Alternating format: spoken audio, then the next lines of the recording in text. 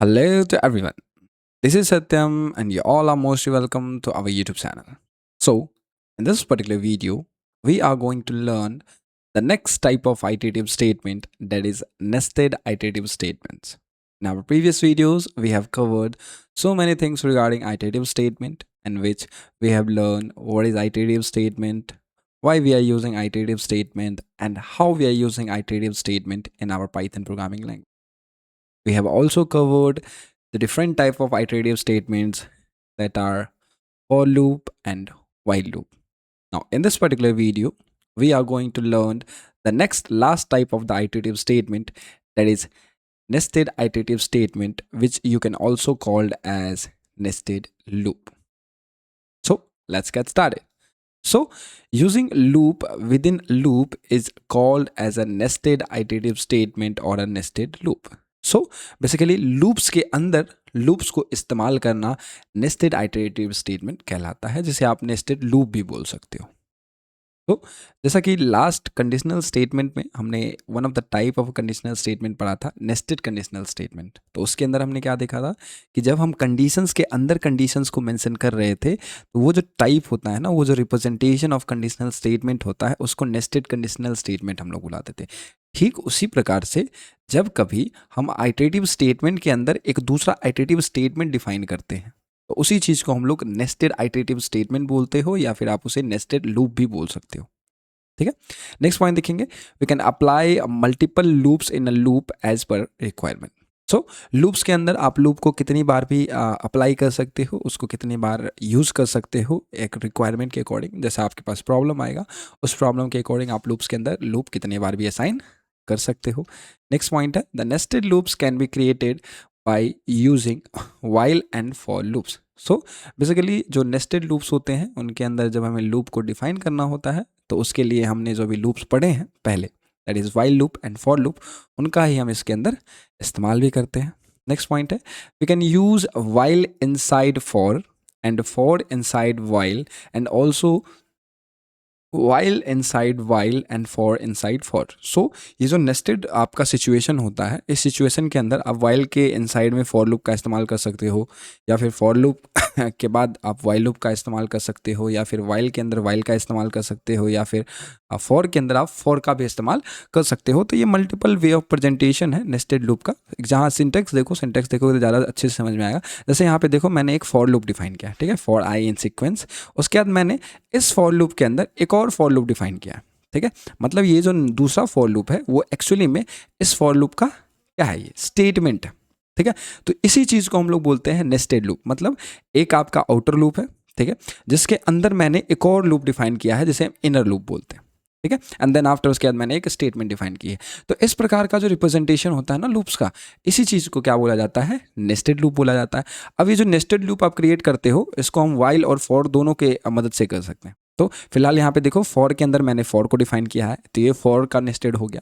देखो यहाँ पे हमने वाइल लूप को वाइल लूप के अंदर डिफाइन किया है, तो नेस्टेड वाइल हो गया, ठीक है। मतलब यहाँ पे सबसे पहले जो आउटर लूप है वो भी वाइल है, और जो इनर लूप है वो भी क्या है, वाइल लूप, ठीक है। नेक्स्ट देखो यहाँ पे तीसरा क्या है, जो सबसे पहले जो आपका आउटर लूप है वो क्या है, वाइल लूप है, बट जो आपका इनर लूप है वो क्या है, फॉर लूप है। तो आप इस तरीके से भी नेस्टेड लूप को डिफाइन कर सकते हो, ठीक है। होमोजीनियस वे में भी आप रिप्रेजेंट कर सकते हो, जहाँ पे सेम आउटर लूप और सेम इनर लूप होगा, ठीक है। जैसे यहाँ पे फॉर के अंदर फॉर है, वाइल के अंदर वाइल है। साथ ही साथ आप हेट्रोजीनियस नेस्टेड लूप भी क्रिएट कर सकते हो, जिसमें आपका एक जो है वो आउटर लूप होगा, वो डिफरेंट टाइप ऑफ लूप होगा, दैट इज़ वाइल लूप, और दूसरा इनर जो है वो क्या है, फॉर लूप है। तो ये हेट्रोजीनियस रिप्रेजेंटेशन है आपके नेस्टेड कंडीशनल स्टेटमेंट का, सॉरी नेस्टेड आइटरेटिव स्टेटमेंट का, ठीक है। उसी प्रकार से यहाँ पे देखो कि आपका इस पर्टिकुलर केस के अंदर जो आपका आउटर लूप है वो क्या है, फॉर लूप है, बट इसी में देखो इसका जो इनर लूप है वो क्या है, वाइल लूप है। तो कुछ इस तरीके से आप लूप्स को रिप्रेजेंट कर सकते हो नेस्टेड कंडीशनल के अंदर, सॉरी नेस्टेड आइटरेटिव स्टेटमेंट के अंदर। नाउ फ्लो डायग्राम देखते हैं और समझते हैं कि आपका ये लूप जो है नेस्टेड लूप, वो किस तरीके से काम करता है। तो ये वाला सिनारियो देखो, इस सिनारियो में क्या हो रहा है कि इनिशियलाइजेशन, मतलब ये वाइल लूप को रिप्रेजेंट कर रहा है। अगर वाइल के अंदर वाइल होता है, तो उस केस में किस तरीके से आपका फ्लो चार्ट जो है वो आपके प्रोग्राम को एग्जीक्यूट कराता है, उसी का ये फ्लो चार्ट, ठीक है। तो इस केस में क्या होगा कि इनिशियल वैल्यू हम सबसे पहले वाइल लूप के फर्स्ट कंडीशन में डालते हैं, ठीक है। तो इससे क्या होगा, हमारा फर्स्ट कंडीशन चेक होगा। कंडीशन जैसे ही ट्रू होगा, तो उस केस में फिर जो हमने सेकेंड वाइल लूप को डिफाइन किया है उसका कंडीशन चेक होता है। जैसा कि आपको पता है वाइल लूप में आपने पढ़ा है कि वाइल लूप में हम लोग कंडीशन मेंशन करते हैं जिसे हम स्टॉपिंग लिमिट बोलते हैं। तो वही वाला ये कंडीशन 1 एंड कंडीशन 2 है। और हमारे पास दो लूप है, एक आउटर लूप है जिसका कंडीशन 1 है और जो इनर लूप है वो क्या है, कंडीशन 2 है। ठीक है, तो अब जो आपका जैसे ही आउटर लूप जो है वो क्या हो जाएगा, इस पर्टिकुलर गिवन इनपुट के लिए ट्रू हो जाएगा। तो उस केस में आपका जो इनर लूप है उसका कंडीशन चेक किया जाएगा। अब इनर लूप का भी जो कंडीशन है वो क्या हो जाता है, ट्रू हो जाता है। तो उस केस में जो इनर लूप के अंदर जो आपने स्टेटमेंट असाइन किया है वो वाला स्टेटमेंट एग्जीक्यूट होगा। ठीक है, अब ये स्टेटमेंट जैसे एग्जीक्यूट होगा उसके बाद क्या होगा, आपका इंक्रीमेंट फंक्शन और डिक्रीमेंट फंक्शन जो भी आप असाइन करोगे वो यहाँ पे परफॉर्म होगा। उसको परफॉर्म होने के बाद फिर से आपका ये कंडीशन फिर से दोबारा चेक होगा। ठीक है, अभी देखो ये कंडीशन जो है आपका वो फिर से चेक हो रहा है, आपका लूप यहाँ से बाहर नहीं आया। ठीक है, फिर से आपका ये कंडीशन 2 ही चेक हो रहा है और फिर से ये कंडीशन चेक होगा, फिर से अगर ट्रू हुआ फिर से स्टेटमेंट को चेक किया जाएगा, फिर से इंक्रीमेंट होगा और ये तब तक होता रहेगा जब तक कि अब आपका ये कंडीशन 2 है वो अनसेटिस्फाइड ना हो जाए, जब तक ये कंडीशन फॉल्स ना हो जाए। ठीक है, अब ये कंडीशन जैसे ही फॉल्स हो जाएगा तो उस केस में आपका लूप जो है वहीं पे टर्मिनेट हो जाएगा। ये लूप कौन सा टर्मिनेट होगा, तो इनर लूप जो आपने असाइन किया है वो लूप टर्मिनेट होगा। अब ये इनर लूप जैसे ही टर्मिनेट होगा तो उस केस में आउटर लूप का जो है इंक्रीमेंट और डिक्रीमेंट फंक्शन वो परफॉर्म करेगा। ठीक है, अब इंक्रीमेंट डिक्रीमेंट जैसे ही परफॉर्म होगा तो आपका लूप आगे बढ़ेगा। ये कौन सा लूप बढ़ेगा, तो जो आपने आउटर लूप लगाया है वो लूप बढ़ेगा। ठीक है, अब आपका आउटर लूप जैसे इंक्रीमेंट और डिक्रीमेंट फंक्शन को परफॉर्म करेगा, फिर से जो कंडीशन 1 है उसको चेक किया जाएगा। अगर मान लो कि फिर से ये कंडीशन 1 क्या हो जाएगा, ट्रू हो जाएगा, तो फिर से जैसे कंडीशन 1 ट्रू हो जाएगा उस केस में फिर से क्या हो जाएगा, कंडीशन 2 को फिर से चेक करेंगे हम। ठीक है, एंड चेक करके फिर से इसे देखेंगे कि कब कब ये किस किस वैल्यू के लिए ट्रू दे रहा है। अगर ये ट्रू देता रहेगा तो ये बार बार चलता रहेगा और ये इनर लूप आपका तब तक चलेगा जब तक आपका जो इनर ये जो कंडीशन आपने दिया है वो फॉल्स नहीं हो जाता। फॉल्स जैसे ही होगा फिर से आपका आउटर लूप आगे प्रोसीड करेगा। तो ये आपका ऐसे ही चलता रहेगा। मतलब अगर आपका आउटर लूप जो है वो एक बार चलता है तो उसके लिए जो इनर लूप है वो कंप्लीटली एग्जीक्यूट होता है। ठीक है, और फिर जैसे ये कंप्लीटली एग्जीक्यूट होकर टर्मिनेट होता है, देन आफ्टर जो आपका आउटर लूप है उसका सेकेंड आइट्रेशन चलता है। तो इस तरीके से आपका nested conditional nested iterative statement काम करता है। ठीक है, अब मान लो ये कंडीशन फॉल्स हो जाएगा, जब आउटर कंडीशन आपका लास्ट में फॉल्स हो जाएगा तो उस केस में आपका जो प्रोग्राम है लास्ट में जाके आपका टर्मिनेट होगा।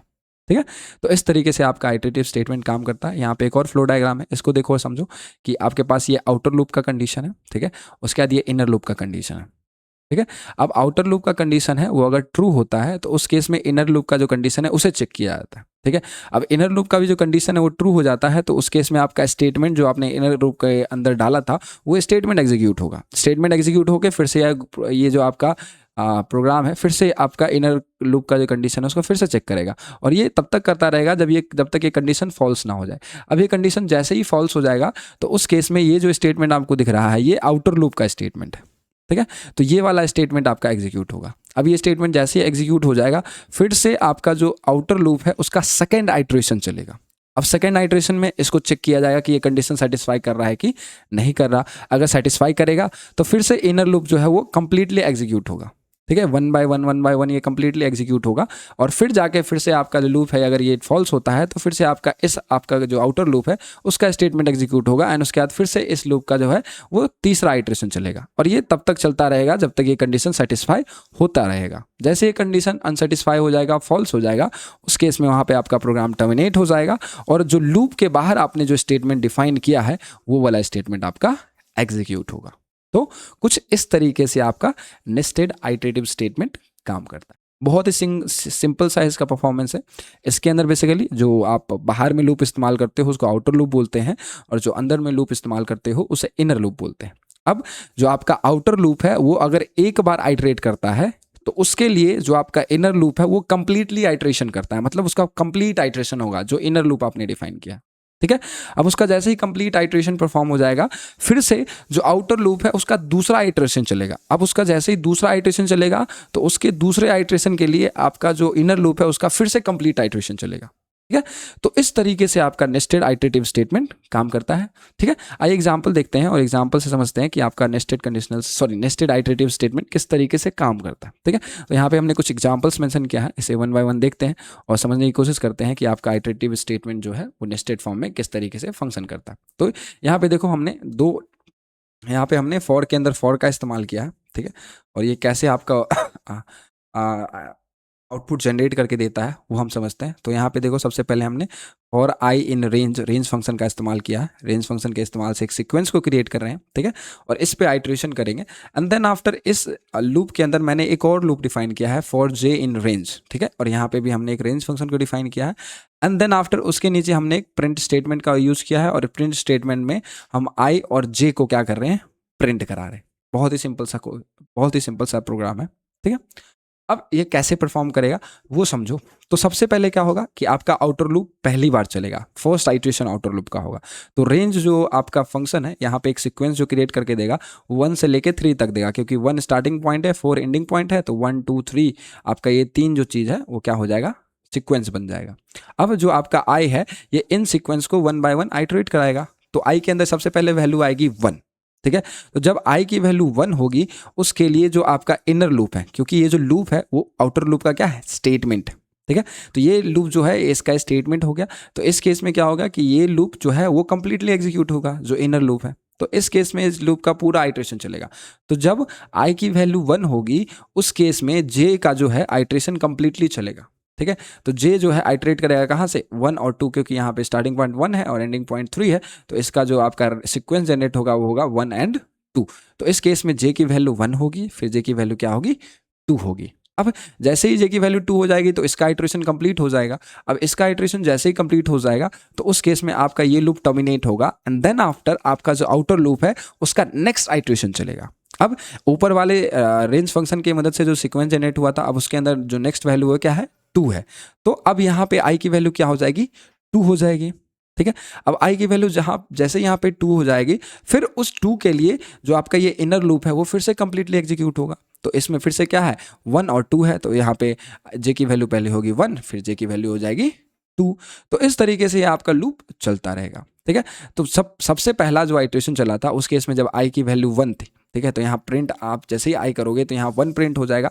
फिर जे का उस केस में जो वैल्यू है वो क्या है, 1 एंड 2 है, ठीक है। तो यहाँ पे आपके पास 2 आउटपुट आएंगे, जिसमें पहला आउटपुट होगा कि आई का वैल्यू 1, जे का वैल्यू 1। फिर दूसरा जो आउटपुट आएगा उसके केस में क्या आएगा, आई का वैल्यू 1 और जे का वैल्यू 2, ठीक है। तो ठीक इसी तरीके से आपका ये पूरा का पूरा स्टेटमेंट जो है वो काम करेगा, ठीक है। इसे देखो रन कराते हैं हम, ठीक है। तो रन कराने के बाद आपका आउटपुट कुछ इस तरीके से ये जनरेट करके देगा। आपका जो आउटपुट है वो कुछ इस तरीके से जनरेट हो गया आ गया है। यहाँ पे ध्यान दीजिएगा आप लोग कि यहाँ पे जब आई की वैल्यू जब 1 के लिए आइट्रेट करेगी, दैट मीन्स यहाँ पे एक सीक्वेंस जनरेट होगा ना, जो आपका रेंज फंक्शन है वो सीक्वेंस जनरेट करेगा। तो जब आई की वैल्यू जब 1 पे आपका आइट्रेट कराएगी तो उस केस में जो जे है वो कंप्लीटली आइट्रेट होगा, मतलब जे की वैल्यू पहले 1 होगी फिर 2 होगी। तो इस केस में देखो आउटपुट भी क्या आ रहा है कि अब आपकी जब आई की वैल्यू 1 रही है तो जे की वैल्यू 1, आई की वैल्यू 1 है तो जे की वैल्यू 2, ठीक है। अब जैसे ही आपका ये जो जे का वैल्यू 2 हो जाएगा, दैट मीन्स इसका जो आइट्रेशन है कंप्लीट हो गया, जो इनर लूप है। अब इसका आइट्रेशन जैसे ही कंप्लीट होगा तो ये टर्मिनेट हो जाएगा। एंड टर्मिनेट होने के बाद फिर से जो आपका आउटर लूप है वो अपना आइट्रेशन कंप्लीट करेगा, ठीक है। तो ये अपना सेकंड आइट्रेशन चलाएगा। अब जैसे ही आपका जो सेकंड आइट्रेशन चलेगा तो उस केस में आई की वैल्यू क्या आ जाएगी, यहाँ पे 2 हो जाएगी। अब जब आई की वैल्यू 2 हो जाएगी उस केस में फिर से जो आपका इनर लूप है उसका कंप्लीट आइट्रेशन चलेगा। तो यहाँ पे देखना कि आई की वैल्यू जब 2 रहेगी तो जे की वैल्यू 1, आई की वैल्यू 2 तो जे की वैल्यू 2। फिर से ये जब जे का वैल्यू पूरा आइट्रेट कर जाएगा तो फिर से आपका ये प्रोग्राम टर्मिनेट हो गया इनर लूप वाला। अब फिर से आफ्टर लूप आपका आगे आइट्रेट करेगा। अब जब ये आगे आइट्रेट करेगा तो आई की वैल्यू क्या हो जाएगी, 3 हो जाएगी। अब आई की वैल्यू जैसे ही 3 हो जाएगी तो उस केस में फिर से आपका जो इनर लूप है वो कंप्लीटली आइट्रेट करेगा, ठीक है। तो फिर से आपकी जे की वैल्यू 1 और 2 हो जाएगी। तो यहाँ पे देखना जब आई की वैल्यू 3 हो तो जे की वैल्यू 1 और आई की वैल्यू 3 तो जे की वैल्यू 2, ठीक है। तो कुछ इस तरीके से आपका ये जो नेस्टेड आइट्रेटिव स्टेटमेंट होता है वो आपका आउटपुट जनरेट करके, ठीक है। ये एक और एग्जांपल देखते हैं और ये भी ऑलमोस्ट सिमिलर एग्जांपल है। इसको भी देख के हम लोग समझने की कोशिश करते हैं कि आपका जो नेस्टेड लूप है वो किस तरीके से काम करता है। तो एक्चुअली यहाँ पे थोड़ा सा इंडेंटेशन को मैं ठीक कर लेता हूँ। एक्चुअली मेन प्रॉब्लम है कि आप जब इसे कॉपी पेस्ट करते हो, ठीक है, फ्रॉम एनीवेयर, लाइक अगर आप पीडीएफ वगैरह से कॉपी पेस्ट करते हो तो कंपाइलर जो है ये आपको इंडेंटेशन क्रिएट करके नहीं देता, कभी कभी दे देता है, कभी कभी नहीं देता, ठीक है। बट एक्चुअली में आप जब मैनुअली प्रोग्राम को लिखोगे तो उसमें बाय डिफ़ॉल्ट आपके इंडेंटेशन क्रिएट होते ही चले जाएंगे जब भी आप कॉलम्स डाल के इंटर डालोगे, ठीक है। तो बट यहाँ पे मैं कॉपी पेस्ट कर रहा हूँ पीडीएफ से, सो ये इंडेंटेशन का इशू आ रहा है। सो टैब स्पेस से मैं टैब जो आपका बटन होता है कीबोर्ड के अंदर, उसके इस्तेमाल से भी आप इंडेंटेशन क्रिएट कर सकते हो। लाइक यहाँ पे मैंने एक बार टैब दबाया तो यहाँ सिंगल इंडेंटेशन क्रिएट हो गया, मैंने 2 बार टैब दबाया तो यहाँ पे डबल इंडेंटेशन क्रिएट हो गया। यहाँ पे मैंने एक बार इसलिए दबाया क्योंकि इस स्टेटमेंट को मेरे को इस वाले स्टेटमेंट के अंदर रखना था, और इस स्टेटमेंट को मेरे को इस वाले स्टेटमेंट के अंदर रखना था, इसलिए मैंने 2 बार दबाया। ठीक है, तो यहाँ डबल इंडेंटेशन क्रिएट हो गया। ठीक है, तो कुछ इस तरीके से प्रोग्राम है। ये प्रोग्रामिंग बहुत ही सिंपल है। इसमें मैंने जो लूप लिया है वो भी फॉर लूप ही लिया है, नेस्टेड फॉर्म में। कैसे लिया है? फॉर आई इन रेंज 4, उसके बाद है फॉर जे इन रेंज 4। मतलब दोनों का जो सीक्वेंस है वो सेम है। सीक्वेंस क्या हो जाएगा? क्योंकि आपका यहाँ रेंज 4 है, 4 जो है वो स्टॉप को रिप्रेजेंट कर रहा है, तो इस केस में आपको पता है रेंज फंक्शन के अंदर जो स्टार्ट होगा वो क्या हो जाएगा? बाई डिफॉल्ट 0, एंड जो स्टेप है वो बाई डिफॉल्ट 1। तो इस केस में सीक्वेंस क्या जनरेट होगा? 0, 1, 2 एंड 3। तो ये सीक्वेंस आपका जनरेट हो जाएगा। ठीक है, अब नेक्स्ट इसके अंदर भी सेम वही चीज़ है, तो यहाँ पे भी सेम सीक्वेंस जनरेट होगा। अब आपका ये जो आइट्रेशन है ये नेस्टेड फॉर्म में चलेगा। ये आइट्रेशन कैसे परफॉर्म करेगा तो वो समझ लो। तो सबसे पहले क्या होगा कि फॉर आई इन रेंज 4, तो उस केस में सबसे पहले आई के अंदर जो वैल्यू आएगी वो कौन सी आएगी? 0 आएगी। जब आई की वैल्यू 0 होगी तो उस केस में जो आपका इनर लूप है वो कंप्लीट आइट्रेशन करेगा। ठीक है, तो उस केस में जे की वैल्यू पहले होगी 0, फिर जे की वैल्यू 1, फिर जे की वैल्यू 2, फिर जे की वैल्यू 3। मतलब आई जब 0 होगा तो जी का वैल्यू जो है वो आइट्रेट करेगा एक एक करके। पहले 0 होगा, फिर 1 होगा, फिर 2 होगा, फिर 3 होगा। तो इस तरीके से आपका ये इनर लूप आइट्रेट करेगा। अब इनर लूप का आइट्रेशन जैसे ही कंप्लीट हो जाएगा तो आउटर लूप है वो अपना नेक्स्ट आइट्रेशन चलाएगा। जब आउटर लूप का नेक्स्ट आइट्रेशन होगा तो उस केस में आई के अंदर क्या वैल्यू आएगी? आई की वैल्यू अंदर आएगी वैल्यू 1। तो जब आई की वैल्यू 1 हो जाएगी उस केस में फिर से आपका जो इनर लूप है वो कंप्लीट आइट्रेशन करेगा। मतलब जब आई की वैल्यू 1 होगी तो उस केस में जे 0 होगा, जे 1 होगा, जे 2 होगा एंड जे 3 होगा। तो इस तरीके से जो इनर लूप है ना, जब कभी भी जो आपका आउटर लूप है अगर एक बार आइट्रेट करता है तो उस केस में इनर लूप जो है वो उसका कंप्लीट आइट्रेशन परफॉर्म होता है। ठीक है, तो इस तरीके से आपका जो नेस्टेड लूप है वो काम करता है। ऐसे भी रन करते हैं, आउटपुट देखना आपका कुछ इस प्रकार से ही आएगा। जब आई की वैल्यू 0 है तो उस केस में जे की वैल्यू भी 0 है, आई की वैल्यू 0, जे की वैल्यू 1, आई की वैल्यू 0, जे की वैल्यू 2, आई की वैल्यू 0, जे की वैल्यू 3।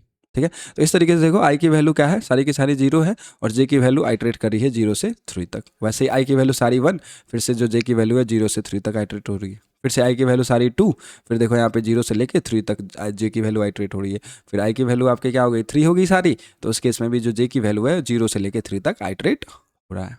तो कुछ इस तरीके से आपका जो नेस्टेड कंडीशनल स्टेटमेंट है, सॉरी नेस्टेड आइट्रेटिव स्टेटमेंट है, वो काम करता है। ठीक है, आइए एक और एग्जांपल देख लेते हैं। ठीक है, ये बहुत ही इजी सा एग्जांपल है, इसमें कुछ डिफरेंट कॉन्सेप्ट्स का भी इस्तेमाल हमने किया है, तो इसे मैं आपको समझाता हूँ कि ये किस तरीके से काम करता है। तो एक्चुअली मेनली जो हम आइट्रेटिव स्टेटमेंट पढ़ते हैं, या फिर सॉरी मेनली जो हम नेस्टेड आइट्रेटिव स्टेटमेंट पढ़ते हैं, इसका मोस्टली हम लोग इस्तेमाल करते हैं पैटर्न जनरेशंस के लिए अपने प्रोग्राम्स के अंदर। ठीक है, तो पैटर्न्स को किस तरीके से जनरेट कर सकते हैं, उनमें कौन कौन से डिफरेंट टेक्निक्स या फिर कौन कौन से डिफरेंट आर्गूमेंट्स या फिर पैरामीटर्स का हम इस्तेमाल करते हैं, वो समझना इंपॉर्टेंट है। फॉर एग्जांपल अगर मेरे को कोई डिफरेंट टाइप्स ऑफ पैटर्न बनाना तो उसे आप किस तरीके से जनरेट कर सकते हैं, उस चीज़ को हम यहाँ पे समझेंगे। कैसे समझेंगे समझो। तो यहाँ सिंपल सा मैंने आइट्रेशन लगाया है फॉर आई इन रेंज 4 और for J in range 4। Simple, ये तो आपको समझ में आ ही गया होगा। अब यहाँ पे देखो ये वाला चीज़ समझने वाला है। क्या है ये समझने वाला? कि मैं यहाँ पे प्रिंट करा रहा हूँ। प्रिंट क्या करा रहा हूँ? आई कोमा जे को। ठीक है, जो कि एक पैरेंथेसिस में होगा। ठीक है, एंड उसके बाद मैंने यहाँ पे कॉमा प्रोवाइड किया है और मैंने यहाँ पे एक पैरामीटर लिखा है। ठीक है, और ये है इंड पैरामीटर। अब ये इंड पैरामीटर एक्चुअली होता क्या है पहले वो समझो। तो जो आपका पाइथन प्रोग्राम है उसके अंदर आपने पढ़ा है प्रिंट फंक्शन के बारे में। प्रिंट फंक्शन का क्या काम है कि आप इसके अंदर जो भी आउटपुट, जो भी वैल्यू दो वो इसको आपको आउटपुट स्क्रीन पे प्रिंट करा देता है। तो इस प्रिंट फंक्शन के अंदर एक बाय डिफॉल्ट पैरामीटर होता है, दैट इज एंड। अब एंड का क्या काम होता है? तो एंड का एक्चुअली काम होता है कि जब कभी आप प्रिंट फंक्शन के अंदर कोई भी चीज़ प्रिंट कराने के लिए दो, तो आपका जो प्रिंट फंक्शन है उस चीज़ को प्रिंट कराएगा, और साथ ही साथ प्रिंट कराने के बाद वो अपना लाइन चेंज कर देता है। ठीक है, तो जो एंड पैरामीटर होता है ना, इसमें बाय डिफॉल्ट एंड लाइन जो है आर्गूमेंट पास होते हैं। ठीक है, एंड लाइन आर्गूमेंट मतलब कि ऐसा आर्गूमेंट, ठीक है, जो कि आपका लाइन चेंज करवा देगा। जैसे कि आप नॉर्मली कभी देखा होगा, नोटिस किया होगा कि कुछ भी चीज़ अगर आप प्रिंट कराते थे अपने कंप्यूटर, कुछ भी चीज़ अगर प्रिंट कराते थे अपने प्रोग्राम की मदद से, तो प्रिंट फंक्शन क्या कर देता था? पहले उस चीज़ को प्रिंट करा देता था, फिर वो क्या करता था, आपका जो पॉइंटर है वो नेक्स्ट लाइन में ब्लिंक करने लगता था, मतलब वो नेक्स्ट टाइम पे जंप कर जाता था। तो इस केस में क्या होता था कि यहाँ पे बैक स्लैश एन रहता था, जो कि आपको दिखता नहीं था क्योंकि वो बाई डिफ़ॉल्ट बट मान लो कि मेरे को किसी पॉइंट ऑफ टाइम के लिए वो बैक स्लैश एन नहीं रखना, मतलब मेरे को लाइन चेंज नहीं करनी है, तो उस केस के मैं क्या करूँगा, एंड पैरामीटर डिफाइन कर दूंगा और इस पैरामीटर में जो बैक स्लैश एन है उसको छोड़ के मैं यहाँ पे स्पेस प्रोवाइड कर दूंगा। तो इस केस में क्या होगा कि आपका जो प्रोग्राम है वो जब जब कभी भी किसी भी वैल्यू को प्रिंट कराएगा तो प्रिंट कराने के बाद वो लाइन चेंज नहीं करेगा, वो सेम लाइन में ही रहेगा, ठीक है। एंड देन आफ्टर वो उस चीज़ को उसी लाइन में प्रिंट कराता चला जाएगा। और ये वाला जो प्रिंट डाला है मैंने, तो ये प्रिंट देखो, इस प्रिंट के अंदर मैंने कुछ भी डिफाइन नहीं किया, ठीक है। तो ये जो प्रिंट फंक्शन है एक्चुअली इसके अंदर ये पैरामीटर है, दैट इज एंड पैरामीटर, और जो कि बैक स्लैश एन है, मतलब इसके अंदर कुछ भी नहीं है, मतलब ऐसा मत समझो, इसके अंदर एक बाय डिफॉल्ट पैरामीटर है दैट इज एंड, ठीक है। और एंड में क्या डिफाइंड है, बैक स्लैश एन, मतलब इस प्रिंट फंक्शन का क्या काम है, लाइन को चेंज करना, ठीक है। इसमें मैंने कुछ नहीं पास दिया, इसका मतलब ये नहीं समझो कि ये कुछ भी नहीं करेगा, एरर शो करेगा, ऐसा नहीं है। इसके अंदर एक एंड पैरामीटर है और जो कि बैक स्लैश एन को रिप्रेजेंट कर रहा है, और बैक स्लैश एन क्या करता है, लाइन को चेंज करवाता है। तो ये प्रिंट फंक्शन मैंने इसलिए यूज किया। अब समझो कि ये आपका आउटपुट कैसे जनरेट करके देगा, वो समझो। तो सबसे पहले क्या होगा, सबसे पहले आपका ये लाइन चलेगा, तो इस केस में आई की वैल्यू क्या हो जाएगी, 0 हो जाएगी, ठीक है। जब आई की वैल्यू 0 होगी तो जो जो अंदर वाला लूप है वो कंप्लीट आइटरेट करेगा। तो उस केस में क्या होगा कि आई की वैल्यू 0 होगी, फिर जे की वैल्यू 0, फिर आई की वैल्यू 0, जे की वैल्यू 1, आई की वैल्यू 0, जे की वैल्यू 2, तो ऐसे करके आपका ये इटरेशन होगा। और उस केस में देखो ये वाला जो स्टेटमेंट है वो इनर लूप का स्टेटमेंट है, तो जब जब जब जब कभी भी आपका इनर लूप आइटरेट करेगा तो ये वाला स्टेटमेंट भी एग्जीक्यूट होगा। अब इस वाले स्टेटमेंट में क्या है कि आई कॉमा जे को प्रिंट कराते रहो और साथ ही साथ सेम लाइन में प्रिंट कराओ, क्या, क्योंकि मैंने यहाँ एंड पैरामीटर में स्पेस प्रोवाइड किया है, इसको लाइन चेंज करने के लिए नहीं बोला गया। अगर मैं ये चीज़ नहीं डालता तो ये बाय डिफॉल्ट लाइन चेंज करवा देता, बट मैंने यहाँ पे मेंशन कर दी है कि एंड पैरामीटर में आपको स्पेस देना है, ना कि लाइन चेंज करनी है। तो इस केस में क्या होगा कि आपके जितने भी आउटपुट्स आएंगे लाइक 0 0 0 1 0 2 एंड 0 3, ठीक है, तो ये जितने भी आउटपुट्स आएंगे वो सारे के सारे सेम लाइन में आएंगे हॉरिजेंटली, ठीक है। देखो कैसे आएंगे, ठीक है, मान लो कुछ इस तरीके से आएंगे, देखो आपका इस तरीके से आ रहा है, देखो 0 0 0 1 0 2 0 3, इस तरीके से आपका आउटपुट आ रहा है, ठीक है। अब जैसे ही आपका ये जो पूरा का पूरा आइट्रेशन कंप्लीट हो जाएगा, जब आपका 0 3 तक हो जाएगा तो इसका जो इनर लूप है उसका आइट्रेशन कंप्लीट हो गया। अब इसका आइट्रेशन जैसे ही कंप्लीट होगा तो आपका ये वाला स्टेटमेंट अब एग्जीक्यूट होगा, क्योंकि ये स्टेटमेंट जो है वो आउटर स्टेटमेंट का क्या है, स्टेटमेंट है, आउटर जो आपने लूप लगाया उसका स्टेटमेंट है। तो अब ये स्टेटमेंट एग्जीक्यूट होगा। अब इस स्टेटमेंट में क्या है कि प्रिंट नथिंग, तो प्रिंट नथिंग मतलब इसमें मैंने कुछ भी नहीं प्रोवाइड किया, इसका मतलब इसके अंदर क्या है, end equals to back slash end वाला पैरामीटर है, ठीक है। और उसका क्या काम है, लाइन को चेंज कराना। सो दैट इज वाई क्या होगा कि जब कभी भी जैसे आउटपुट में जैसे आपका यहाँ से यहाँ तक प्रिंट हुआ, अब आपका कर्सर यहाँ पे ब्लिंक करेगा, उसके बाद ये वाला स्टेटमेंट जो है एग्जीक्यूट होगा, दैट इज प्रिंट नथिंग। तो ये जैसे एग्जीक्यूट होगा तो ये क्या करेगा, इस कर्सर को उठा के लाइन को चेंज करा देगा और यहाँ ला के पटक देगा, ठीक है। एंड यहाँ जैसे ही आ जाएगा तो ये आपका कंप्लीट हो गया। नेक्स्ट फिर से आपका जो आउटर लूप है उसका सेकंड आइट्रेशन चलेगा, तो उस केस में आई की जो वैल्यू है वो क्या हो जाएगी, फिर से 1 हो जाएगी। जब आई की वैल्यू 1 हो जाएगी तो फिर जो इनर लूप है वो कंप्लीट आइट्रेट होगा, तो आई की वैल्यू 1, जे की वैल्यू 0, आई की वैल्यू 1, जे की वैल्यू 2, आई की वैल्यू 1, जे की वैल्यू 3, तो ऐसे करके आई की वैल्यू जब जब 1 रहेगी, ठीक है, 1 1 1, तो उस केस में जे की वैल्यू 0 1 2 3 ये हो रहा है, ठीक है। और ये भी देखो ये सेम लाइन में हो रहा है, क्योंकि यहाँ पे एंड पैरामीटर में मैंने स्पेस प्रोवाइड किया, ठीक है। तो इस तरीके से आपका ये चीज़ करेगा। फिर से जैसे ये कंप्लीटली यहाँ तक हो जाएगा तो फिर से ये जो वाला प्रिंट जो है वो क्या करेगा, लाइन को चेंज करा देगा, ठीक है।